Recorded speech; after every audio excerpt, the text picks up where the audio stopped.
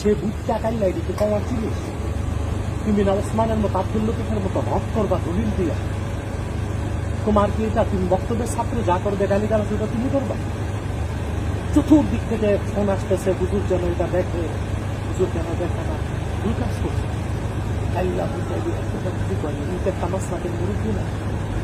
আর আল্লাহ বিধান আছে, আল্লাহ তাআলা কোরআন কারীমে নির্দেশ করছে যে মুশরিকদের ইলাহকে তোমরা গালি দিও না, মুশরিকদের যে মূর্তি ওগুলোর গালি দিও না। তখন মূর্খতাবশত ওরা আল্লাহ তাআলাকে গালি দিবে, বুঝো না? একমাত্র অবলম্বন করতে হবে, তোমার এটা জানা উচিত। তোমার যদি কিছু বলতেই হয় সেটা দালিলি ও জ্ঞান ভিত্তিক হইতে হবে। কারণ এই যে মাসলাক যার যার দিন ইসলাম সবার, আমাদের এই স্লোগানটা বাস্তবায়নে সমস্যা হয়। মঞ্জুর করে এরকম বুটটা হাইলা করে না। দ্বিতীয় কথা হচ্ছে, তুমি তো স্পর্শকাতর বিষয় আমার অনুভূতি নিয়ে নেবা, জিজ্ঞেস তো করবে একটা, বুঝো না? আর দলিল ভিত্তিক কথা কইতে তার জিজ্ঞাসা হয়।